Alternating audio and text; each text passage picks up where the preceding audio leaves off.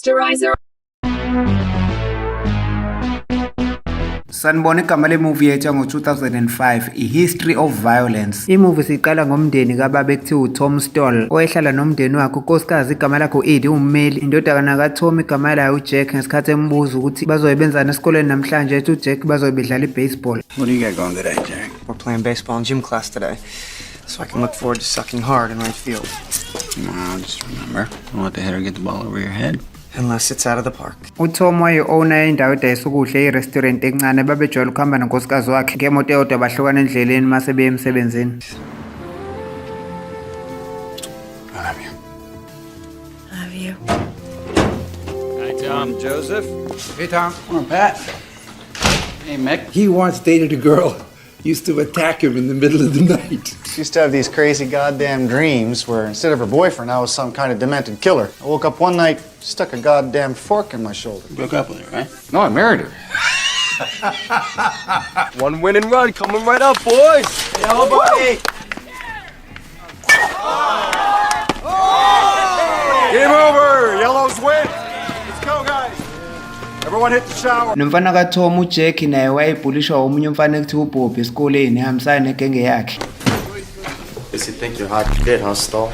Bobby, it's just stupid gym class. Listen to this little faggot. Come on, chick, let's do this. Doing violence to me just seems pointless and...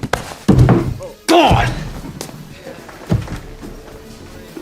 u-Edie wayedlula athatha umkhwenyana wakhe uTom kwi-restaurant mase behamba sebebuyela ekhaya ntambama. u-Edie wenza ijoke ngokuthi khona ambekele yona uTom namhlanje ebusuku ngesikhathi behleka. uTom bathe sebefika endlini ngempela baba romantic bobabili nomkhwenyana wakhe. u-Edie washiya uTom yedwa ekamereni ngesikhathi esebuya u-Edie. Wabuya u-Edie segqoke njengama-cheerleaders egroundini ngesikhathi uTom emhleka. Baba nobusuku oburomantic bona bobabili. Sibona ngakwelinye isayidi indodana yabo uJack owehlile emgwaqweni ebusuku bebhema ugwayi nentombi yakhe. Kwadlula imoto phakathi kwakhona khona uBobby lo wayejwayele ukusukela uJack embhulisha esikoleni. We grow up, we get jobs, we have affairs, and we become alcoholics. You depress me. That's what I'm good at. Isn't that Stall faggot?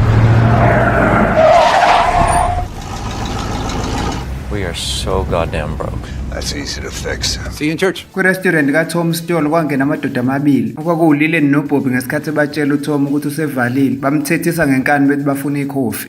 Yep, have a good evening. Just closing up, fellas. We're close. Coffee! uTom watshela uCharlotte le ntombazane eyemlekelela ukuthi singahambi ekhaya, kodwa wathi sehamba uCharlotte enyala amadoda yamxavula. You can go home now, Charlotte.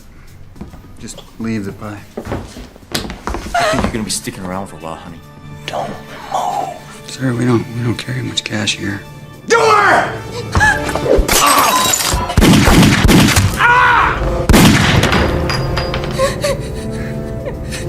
Emva kokuvikela i-restaurant yakhe uTom Stall ebulala lawo madoda ayezama ukumbamba inkunzi, wayesevela ngisho endabeni ku-TV.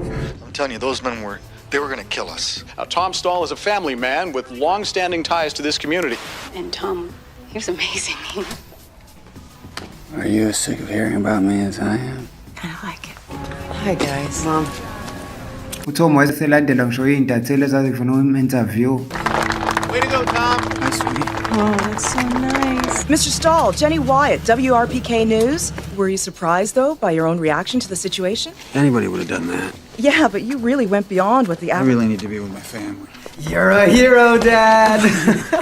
No, I'm not. You could probably do Larry King live, Dad. Oh, that you would stop be it. cool. Stop it. Kodwa babona emgwaqweni maqondana nomuzi wabo sekumenye imoto emnyama abangayazi. Nokwathi ngakusasa i-restaurant kaTom yayisinamakhastoma amaningi esiphithizela ngebhizi. Kwangena amanye amadoda angaziwa wayeholwa enye indoda eyayigqoke iy'buko ezimnyama yathi igama layo uCarl. Noma wayegqoke lezo y'buko uCarl, kodwa zazingasifihlile isibazi esikhulu esihamba maqondana nehlo lakhe. Nayo leyo ndoda uCarl ya-oda ikhofi kuTom. Kodwa ngesikhathi uCarl ekhuluma noTom akambizanga ngoTom, wambiza ngoJoey. uCarl wakhumula lezo y'buko zakhe, siyathola ukuthi iso lakhe lalilimele. uTom etshela uCarl ukuthi akayena uJoey yena igama lakhe uTom Stall. Ethi uTom futhi mina ngikaze ngihlale ePhiladelphia kule ndawo uthi ungazela khona. uCarl wayesaqhubeka nokubiza uTom ngoJoey ngesikhathi ebonga ngekhofi esehamba. I want to thank you for the coffee, Joey.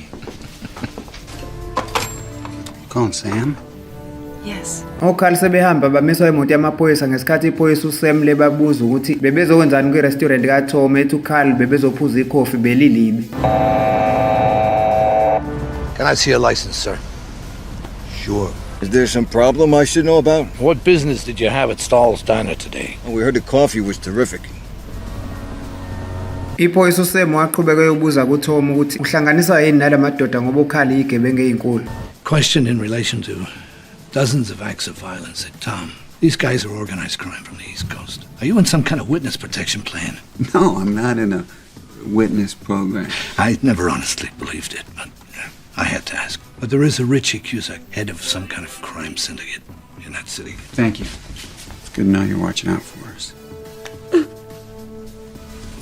Don't worry.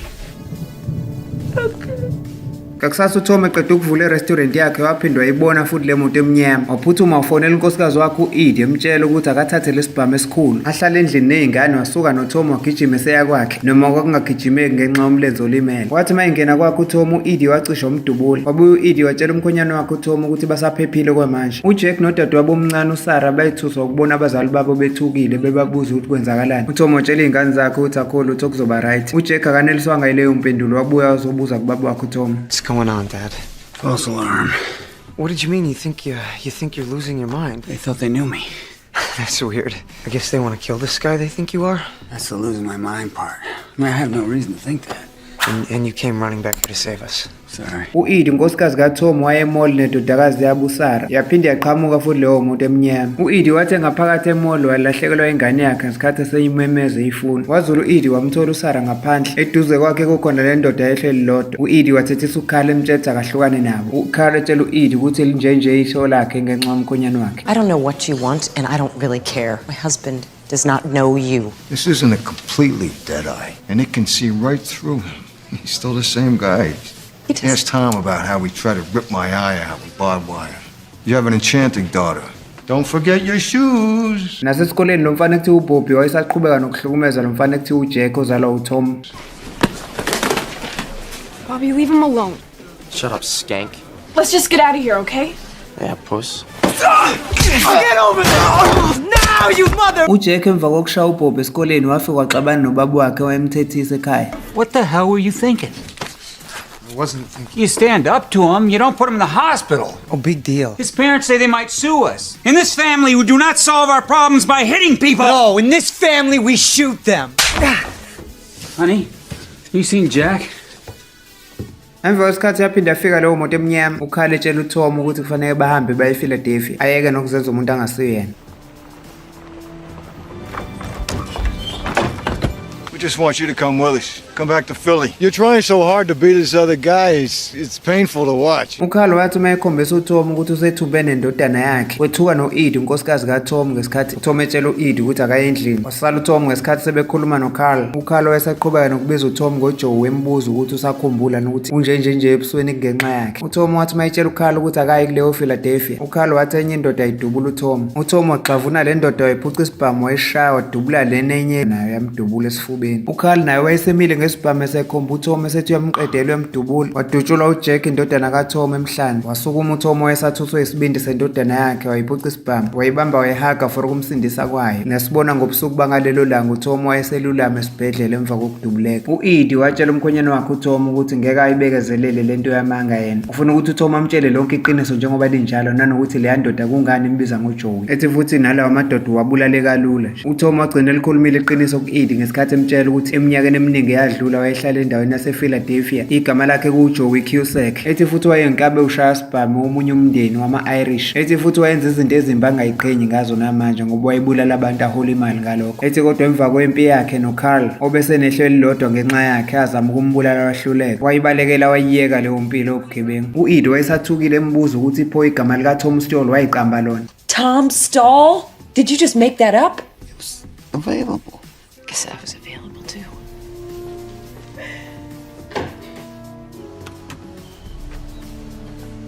Hey, Jack. If I go rob Milliken's drugstore, will you ground me if I don't give you a piece of the action? Jack.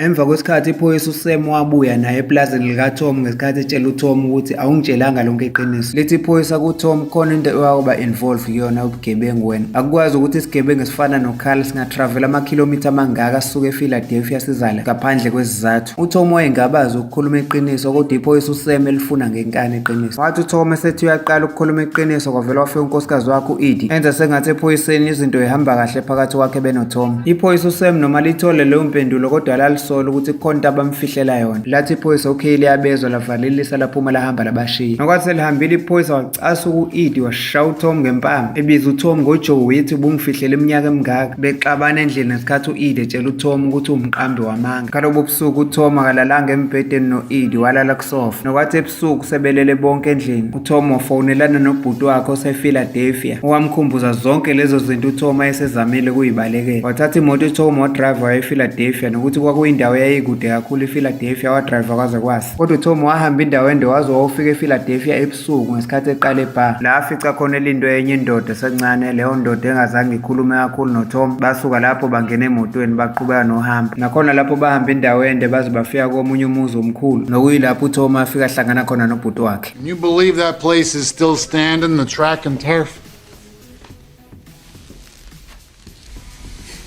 Long time, bro. So you like that farm life? You like being married? I never felt the urge, you know? A lot of great-looking women in the world. It's not worth the effort. You could have dropped a postcard in the mail. We're brothers. What'd you think would happen? Jesus, Joey, you took his eye. You always were the crazy one. Not anymore. You've been this other guy almost as long as you've been yourself. Joey's been dead a long time. And yet here you sit. I had to clean up your mess, or nothing was ever gonna happen for me.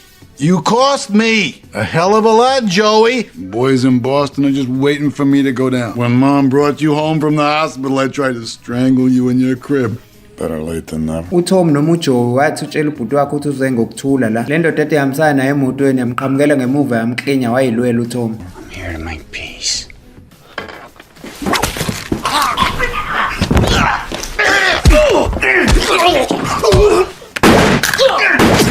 How do you f that up? What are you gonna do? Give him mouth to mouth?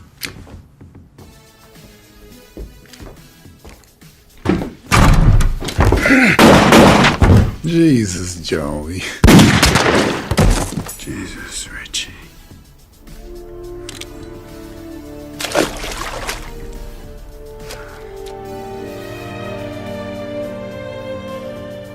uTom waqeda lapho wadrive esebuyela emzini wakhe. Okuyilapho afica umndeni wakhe uhlangene etafuleni. Nokwathi mayengena wasukumelwa ingane yakhe encane uSarah ambekela iplate lakhe. uTom wayeseyishiye phansi impilo yokuba uJoey esaqhubeka nokuba uTom Stoll ozolungisa umndeni wakhe. Siyayibeka lapha namhlanje ungaphuthelwa imovie elandela izo-uploada ngekudala. Thank you for watching Storiza TV, and please don't forget to like, subscribe and hit the notification bell for more videos like this.